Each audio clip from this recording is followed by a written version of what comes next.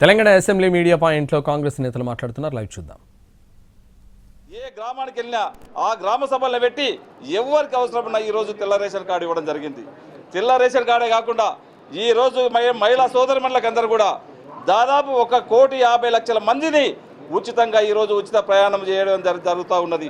అదే కాకుండా ఈరోజు ఉచిత కరెంటు 200 యూనిట్ల వరకు ఉచిత కరెంటు కూడా 50 లక్షల గృహాలకు ఈరోజు కాంగ్రెస్ ప్రభుత్వము గౌరవ ముఖ్యమంత్రి గారు కూడా చేయడం జరిగింది.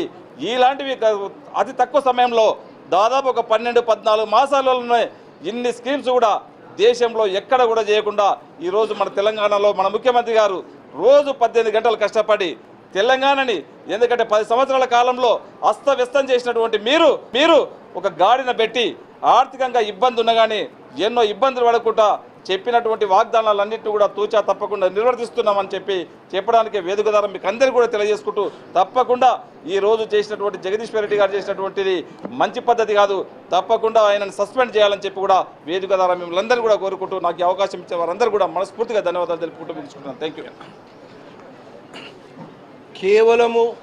కేవలము జాతి అహంకారంతో సభాపతి అయినటువంటి శ్రీ గడ్డం ప్రసాద్ గారిని అవమానపరిచినటువంటి జగదీశ్వర్ రెడ్డి గారికి ఎలాంటి ఒక శాసనసభ్యుడిగా కొనసాగే అర్హత లేదు అని చెప్పేసి నేను మనవి చేస్తూ ఉన్నా.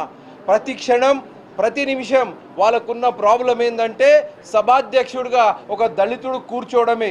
సభాధ్యక్షుడు దళితుడు కూర్చున్న కారణంగా వాళ్ళ ప్రతిపక్ష నాయకుడు కేసీఆర్ గారు సభకు రాలేకపోతున్నాడు.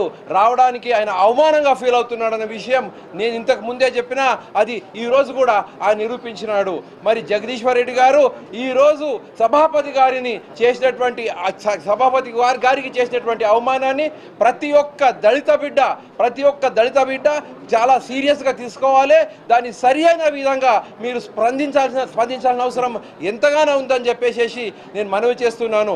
జగదీశ్వర్ రెడ్డి ఇలాంటి సభ్యత లేనటువంటి శాసనసభ్యులు ఈ సమాజానికి పనికిరారు. వీళ్ళు ఈ సమాజానికి చేసే కీడు అంతో ఇంతో కాదు. కాబట్టి వీరిని ఖచ్చితంగా సమాజం ఆలోచించి సరియైన బుద్ధి చెప్పాలి. అదేవిధంగా మన సభాపతి గారు ఆయనపై అనర్హత వేటు వేయాలని చెప్పేసి మనవి చేస్తున్నా. కేసీఆర్ ప్రభుత్వం, ఈ బీఆర్ఎస్ ప్రభుత్వం అధికారంలో ఉన్నప్పుడు ఘోరంగా విఫలం కావడమే కాకుండా ప్రతిపక్షంగా కూడా వారు పూర్తిగా విఫలమైనారు. కాబట్టి ఇలాంటి నీతిమాలినటువంటి అమర్యాద పూర్వకమైనటువంటి పనులకు వీళ్ళు పాల్పడుతూ ఉన్నారు. కాబట్టి జగదీశ్వర్ రెడ్డి లాంటి వాళ్ళ బిహేవియర్ని ఎప్పుడు కూడా ఎంకరేజ్ చేయకుండా ఆయనకు తక్షణమే ఆయనను మన సస్పెండ్ చేయాలని చెప్పేసి నేను మనవి చేస్తూ ముగిస్తున్నా.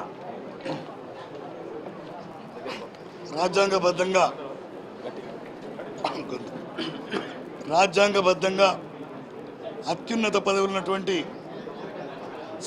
స్పీకర్ వ్యవస్థపై బీఆర్ఎస్ నాయకులు,